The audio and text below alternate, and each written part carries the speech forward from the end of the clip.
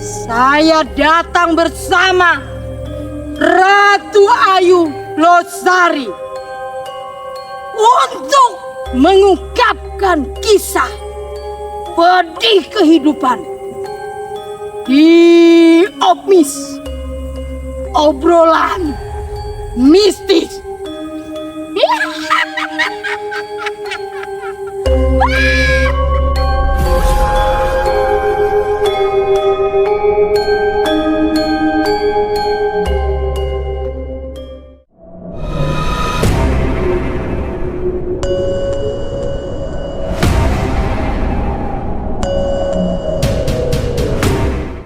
Assalamualaikum warahmatullahi wabarakatuh, pemirsa OB Mistis. Hari ini kita kedatangan bintang tamu yang luar biasa dengan pengalaman mistisnya dan juga berbagai macam pengalaman di mana dia dan keluarganya juga mengalami gangguan-gangguan mistis yang luar biasa. Tentunya hari ini saya tidak sendiri dan saya selalu ditemani oleh Ratu Gaib kita. Dan juga ada bintang tamu kita pada malam hari ini adalah Ibu Sri, ya Bu ya. Selamat malam Ibu, apa kabar? Alhamdulillah Baik ya Ibu, alhamdulillah. Ibu, kedatangan Ibu di OB Mistis ini kan tadi Ibu cerita mau menceritakan pengalaman Ibu mengenai gangguan-gangguan mistis yang Ibu alamin sejak Ibu pindah rumah ya, dari ngontrak sampai dengan Ibu nekat untuk punya rumah dan akhirnya ketika Ibu punya rumah Ibu mengalami gangguan mistis. Oke, mungkin Ibu bisa ceritakan kepada pemirsa OB Mistis dan apa aja sih yang Ibu alami. Mungkin nanti dari Nyai juga akan mengamati sosok apa aja dan energinya seperti apa ya Nyai ya. Oke, silakan. Ya, saya mendapatkan rumah 2018. Awalnya saya akad kredit di tahun 2018 bulan Desember. Nah, di bulan Januari 2019 itu saya pindah rumah karena kan kontrak ya, kelamaan juga sama-sama bayar. Jadi saya nekat perumahan belum ada yang penghuninya, itu saya sendiri. Di situ belum ada lampu, belum ada apa-apa. Itu di daerah mana Ibu? Daerah Bekasi. Ya, di situ ya namanya perumahan baru kan belum ada jalanan, belum bangun, masih becek. Ya banyak lah mistis dan di situ ya namanya bekas sawah ya. Itu juga kan seberang sama jalan tol, belum jadi juga. Ya banyak banget itu mistis di situ. Apa aja sih gangguan apa aja sih yang pertama kali ketika Ibu nempatin rumah itu Ibu mengalami gangguan apa?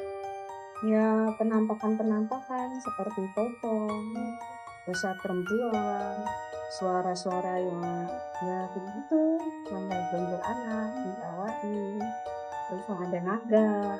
Naga? Naga warna apa Ibu? Naga, kalau naga saya namanya kejadian tengah malam ya, nggak begitu itu namanya nggak ada lampu, begitu taunya nggak naga aja, naga Wujudnya?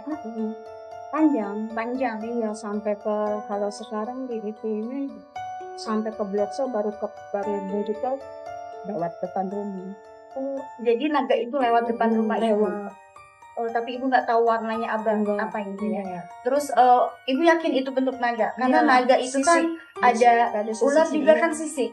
Ibu Iya. tahu nggak bedanya naga dengan ular? Jadi ada apa di ininya ada runcing-runcingnya gitu. Iya, itu naga.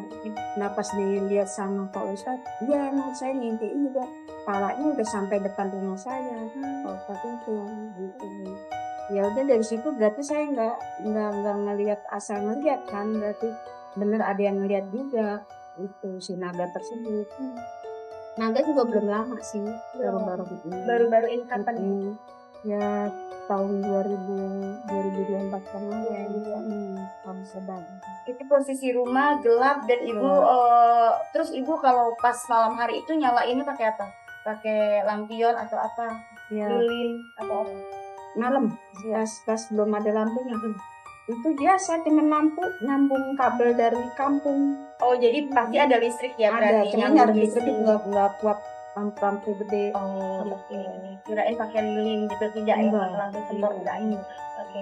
Terus selain penampakan naga itu sendiri, terus kemudian tadi ada Pak Haji atau Pak Ustadz yang tidak mengetahui naga ini.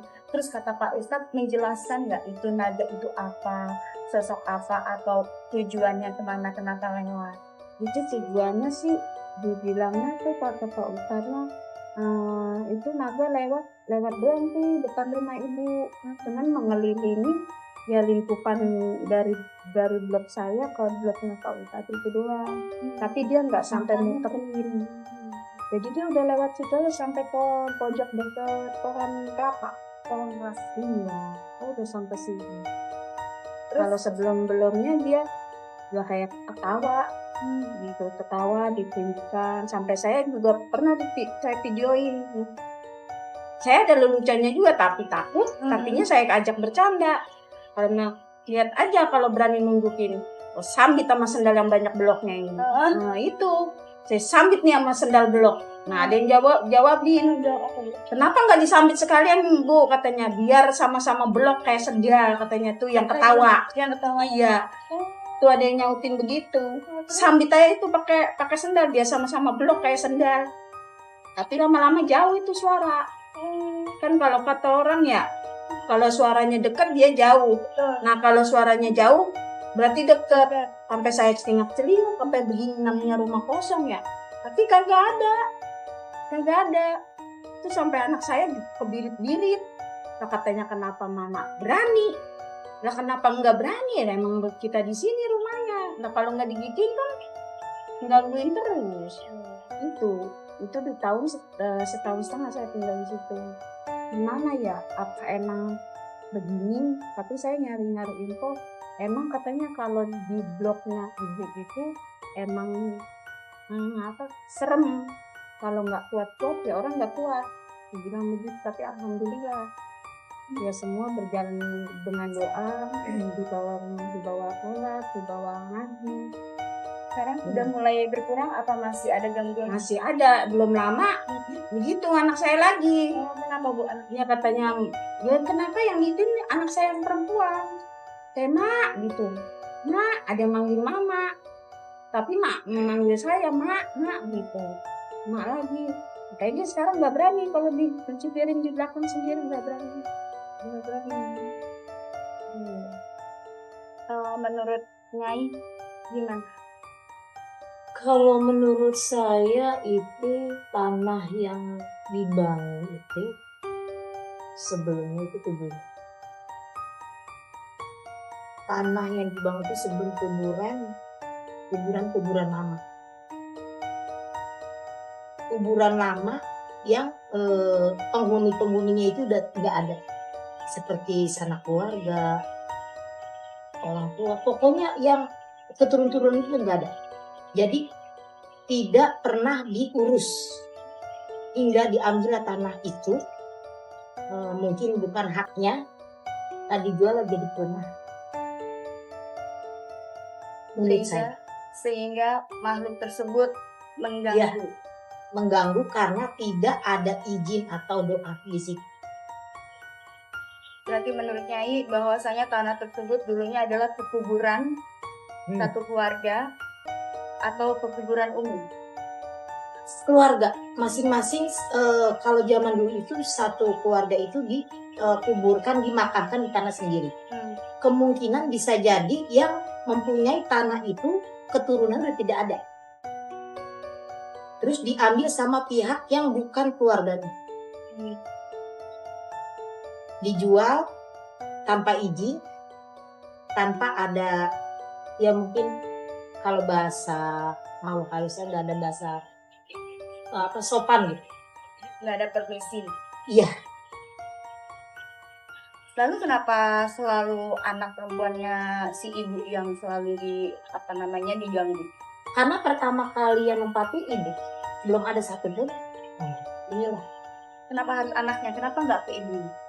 Kemungkinan bisa jadi anak itu kan polos gitu ya. Mungkin anaknya usia berapa itu? Sekarang udah 15 tahun. Dulu Dia kelas 5-an.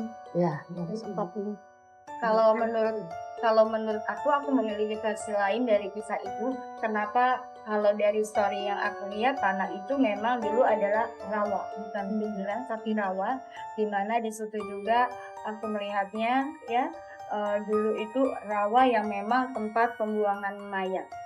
Jadi di situ memang pernah ada kejadian zaman dulu, zaman pembunuhan, zaman 13 ya. Kemudian di situ tempat pembuangan mayat, sehingga beberapa arwah yang berada di telaga tersebut, semacam namanya orang dibunuh pasti dia arwahnya gentayangan dan dia tidak siap menerima takdirnya. Maka di situ mereka mencari tempat di mana yang membuat mereka tuh nyaman. Kebetulan di rumah ibu baru menempati rumah di situ. Ibu juga orang awam. Sesungguhnya mereka tuh pengen berteman. Mereka masih beranggapan bahwa mereka itu masih hidup. Sehingga mereka tuh merasa kayak ibu itu adalah keluarga dari mereka. Ini saya merinding.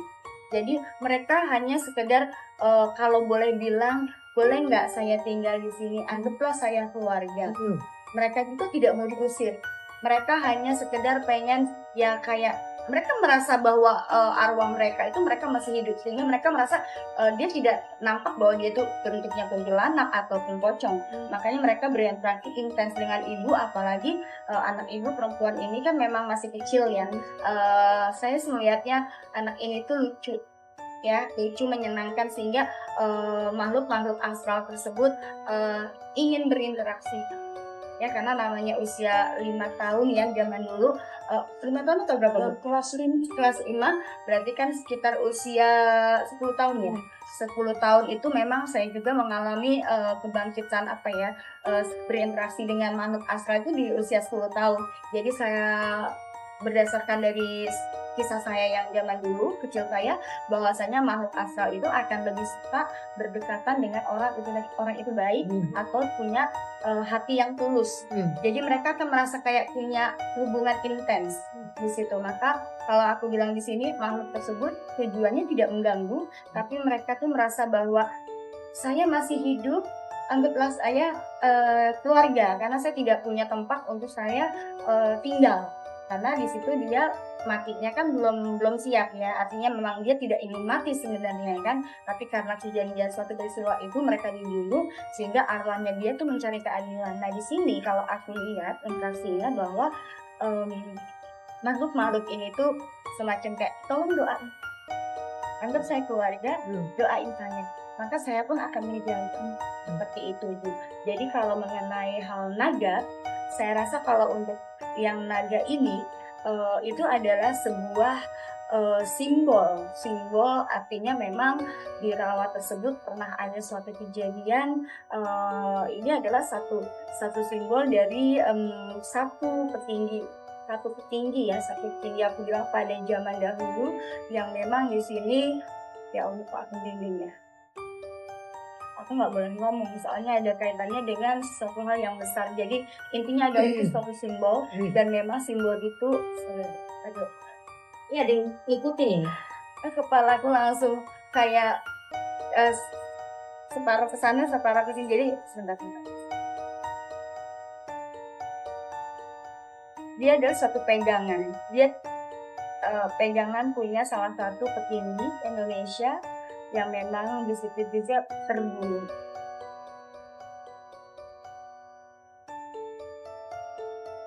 Nggak mau diceritain, tapi aku tadi melihat ada dia tuh semacam kayak pasukan, tapi dia salah satu pemimpin dari pasukan tersebut yang memang pada masa di zaman itu mereka ini berperang ya. Mereka itu berperang, ada pro dan kontra, sehingga ini beliau dibunuh. Jadi dia salah satu petinggi yang memang dia juga adalah yang memiliki naga tersebut. Jadi dia tuh semacam dia merasa kayak di situ adalah tempat meninggalnya dia, yang kita tadi bilang dia merasa memiliki tanggung jawab karena beliau seorang pejuang. Jadi mereka tuh pengen melindungi itu tadi, termasuk arwah-arwah yang ada di sana juga, ada beberapa keluarganya juga di situ. Jadi arwah tersebut adalah ada kaitannya dengan naga ini. Naga ini adalah pemiliknya adalah seorang petinggi besar pada zaman dahulu, dan ini ditumpas satu keluarga yang memang Agok ini satu keluarga betul dibuang ke daerah tertentu. Ini ada yang putih. Dari pertama ke sini, Bu, selingnya dengan putih. Pada saat Nyai tadi ngomong juga, kanan kiri udah ada yang dampingi. Mungkin dari Nyai Goib mau berinteraksi dengan beliau, mungkin apa yang mau disampaikan beliau pada Ibu Sri atau Ibu Sri mau menyampaikan. Assalamualaikum. Dengan siapa saya bicara? Boleh saya berkenalan?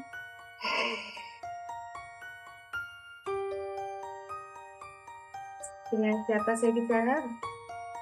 Anda salah satu dari keluarga yang saya sebut tadi? Karena sejak dari tadi saya melihat Anda mengikuti Ibu Sri. Kalau boleh tahu, apa tujuan Anda mengikuti Ibu Sri?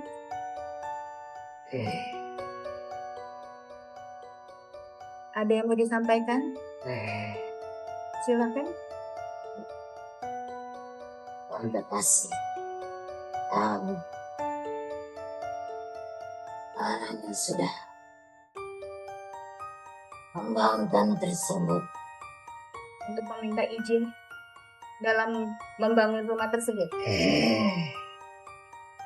Tidak ada izin satupun.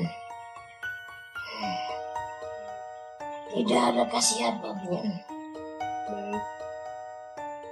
Kalau boleh tahu minta izin kemana? Minta izin kepada Anda kah? Kepada siapa? Masih ada keturunan satu di situ. Boleh diberitahu namanya siapa, tinggal di daerah mana? Yang pembelinya tahu, tapi melangkai. Pembelinya tahu tapi melangkahi. Berarti Anda mau menyampaikan bahwasanya tanah tersebut adalah tanah yang diambil paksa. Tanah yang seharusnya separuh diwakafkan. Tanah yang separuhnya harusnya diwakafkan. Baik. Untuk kuburan umum. Untuk kuburan umum. Tapi sudah terbuang semua. Baik. Baik, kalau begitu, kalau sudah tidak ada urusan, Anda boleh keluar dari tubuh teman saya.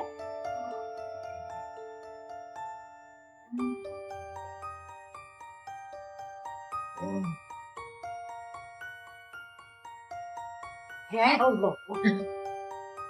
Naik. Istighfar. Sengaja aja. Gimana tadi? Gak apa-apa. Negosiasinya jangan aku paksain. Cuman tadi ngelihat didampingin aja. Sosoknya apanya itu? Seperti gede tinggi, mukanya kayak genderuwo. Dua-duanya? Dua-duanya? Kalau yang satu kayaknya gimana ya? Bentuknya itu muka tapi seperti kayak, Sepertinya panjang. saya nggak mau cerita. Ya, pada intinya ini diikutin. Ibu merasa nggak kalau kayak ini? Kalau di saya sih enggak, ini cuman orang-orang bilang katanya itu di depan rumah ibu ada sosok gede hitam. Tapi saya percaya nggak percaya ya Mbak gitu. Ya saya serahin aja sama Allah. Bagus. Ya kalau emang butuh ada, ya biarin lah masing-masing. Kalau emang mau menjaga saya, ya monggo jaga, tapi dari jauh gitu. Kalau saya begitu. Ya begitu lagi, pas malamnya kan di samping saya kan pohon pisang, sekarang udah nggak ada, udah ditebang. Karena apa, sering nampakin di situ lagi. Pocong. Iya, ada selimut itu. Yang dilihatin anak saya lagi, cuman bisik-bisik sama yang depan rumah. Kenapa dek? Gitu. di mana itu tangan nah sama yang depan saya bakarin lah tuh Lepo takut kan udah nggak usah takut deh ini sih bang depan rumah saya langsung tuh diselipin rokok gitu di pohon pisang-pisang geser-gesernya kan kakak saya sekarang udah almarhum ya Dede kalau misalkan kalau main jangan suka pulang di situ tuh orangnya usir kata kakak saya kok usir Fadil aku kan nggak ngapa-ngapain kayak gitu iya seneng sama adek gitu udah dari kasih rokok itu jadi diomongin lah kalau kata orang mah ya udah jangan ganggu di sini orang nggak pada nggak pada usir jangan suka ganggu alhamdulillah itu pohon pisang tebang alhamdulillah sampai sekarang gitu. Sekarang masih ada gangguan atau berkurang atau Kalau sekarang alhamdulillahnya kan kita kalau asal kirim doa ngaji malam Jumat terus ibu-ibu semua dari DKM semua pengurus musola selalu kirim doa karena udah dituntun ya dari warga yang setempat di situ harus begini alhamdulillah banget udah nggak banyak kejadian ya kejadiannya ya kalau misalkan dia ada pohonan ditebang dia pasti keluyuran gitu doang kayak yang di pohon jati itu kan kemarin tuh ditebang udah keluyuran tuh semua diliatin tapi alhamdulillah dia nanya ke saya yang lain bu katanya diliatin dan enggak lah emang saya ngikut itu dinanam di situ kan peletakan batu pertama itu enggak orang saya diliatin katanya itu ngapain katanya tempat itu di sini saya diusir di sini saya diusir gitu kata saya alhamdulillah enggak dari semenjak udah disyaratin sama dibilangin kata yang kena proyek yang alhamdulillah kan kita dulu punya apa namanya ngajar kalau itu untuk tutang pengajian di tengah-tengah perempatan alhamdulillah buat baru sedikit kita udah jalanin kamu sih nggak sepadan dengan doa yang penting kan doa biar nggak warga yang lain gitu cukup saya aja gitu ya anak saya yang paling sebenarnya saya mau mesem aja kalau ada yang tampakin tenis gitu karena udah tahu nah laki saya kan jarang ya tidur depan pintu ya dia mungkin lelahnya capek tidurlah tuh dia depan pintu ngorok katanya dia gimana sih kayak orang takut ngapain gitu ingat itu ada kuda bawa kuda orang kayak pakai company ya itu pakai company lewat doang tepuk dia buka pintu ngapain pak buka pintu itu orang lewat dong orang dari tadi itu kagak ngapa-ngapa lah dia baru tidur udah ada kuda mah ketek-ketek beneran nggak bohong ya memang seperti yang aku bilang tadi bahwa itu tempat dulunya adalah tempat pembuangan mayat-mayat di mana ada terjadi peperangan itu tadi ya dan itu tadi company itu emang betul di situ adalah ada tentara Belanda dan tentara kayak pejuang Indonesia dan seperti yang aku bilang tadi tenaga itu adalah menjadi salah satu pendekar ataupun tentara orang Indonesia yang memang diyakini memiliki senjata keris sebenarnya itu adalah keris dan juga itu ada di sekitaran situ dan tepatnya adalah di pertigaan. Jadi ini rumah ibu, di sini rumah Pak Ustadz ya. Sebelah Pak Ustadz dekat jalan saya. Dekat jalan Pak. 1 jam sama saya. Iya.